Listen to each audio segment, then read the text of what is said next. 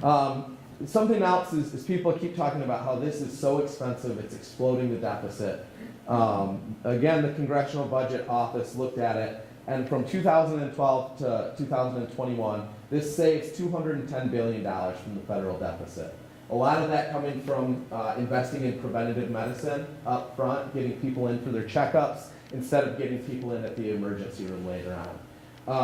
Their projections for the next 10 years after that are savings in the realm of $1 to $2 trillion, which is absolutely huge amounts of money that no one's talking about. Another one of the claims that we hear is it's the biggest middle class tax increase in the history. Again, completely not true. If you guys can see, this is the amount of new taxes under this. It's slightly lower than the Bush tax increases of 1990, the Clinton increases in 93, and then a few of the other ones. So as you can see, when put up against some of the some other tax increases in the history, it's not quite there. And then where does that tax money come from? Because it's not the lower and middle class, I can tell you that. So how is it paid for? There's a $2,000 per employee fine on big businesses, that's 50 or more employees, that don't offer health insurance to their employees. There are some higher taxes on individuals that make over $200,000 and couples that make over $250,000. Then there's the savings, the Medicare Advantage plans, the reimbursement that I talked about.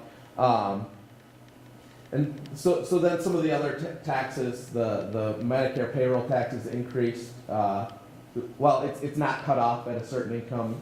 It goes up a little higher. Then there's some investment income, including dividends,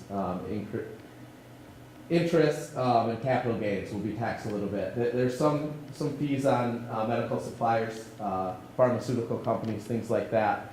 But that gives you a small, little view of where some of this money comes from.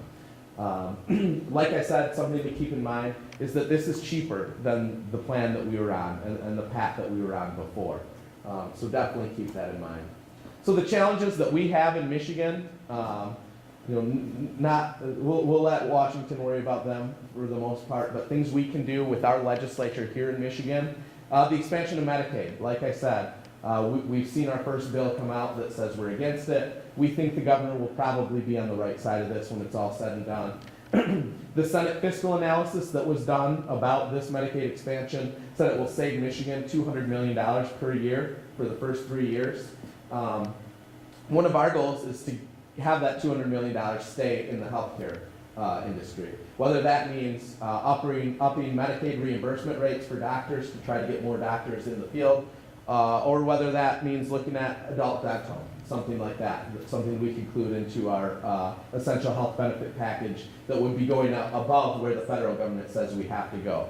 So there's lobbyists for other industries already looking at that $200 million, thinking, what could we do for higher ed with that money? So we have to be up front. We need to be ready to go to protect this money, to make sure it stays in the health insurance realm. The other big challenge is the healthcare exchange here in Michigan. Governor Snyder was really pushing for our legislature to pass legislation before last Thanksgiving, so we could be ready to go with the healthcare exchange. We did successfully pass legislation through the Senate. It was a good success, a very bipartisan vote.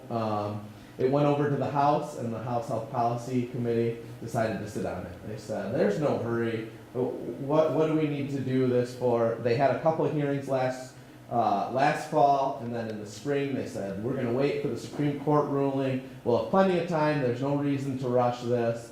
After the Supreme Court ruling, they held a couple hearings. It was very obvious that it was just for show.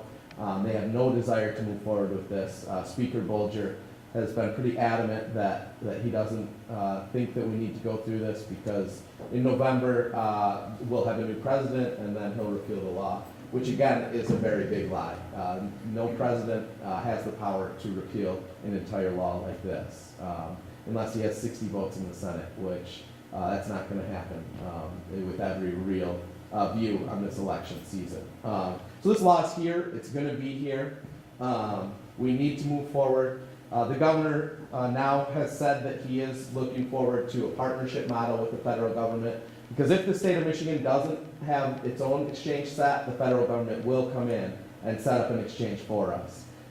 So everyone in Michigan has urged our House to move forward with the state-run exchange.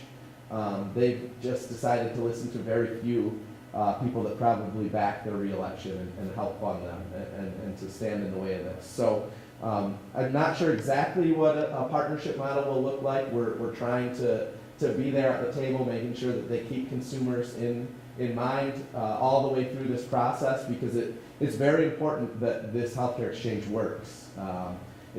I don't know how many of you guys use state-run websites. A lot of times they're not the most up-to-date. They are a little difficult. And if we need a website that can work with private health insurance along with Medicare and Medicaid, and it's a complicated thing. This is a timeline that we established. If you start counting backwards, people need to be enrolled in the exchange January 1st of 2014, which means enrollment needs to start in October of 2013. Everyone that we have talked to, all the IT folks and the people that design this kind of thing, have said it takes 14 to 18 months from the time you start working on it to the time it's ready to go. So 14 months from October of next year was last month.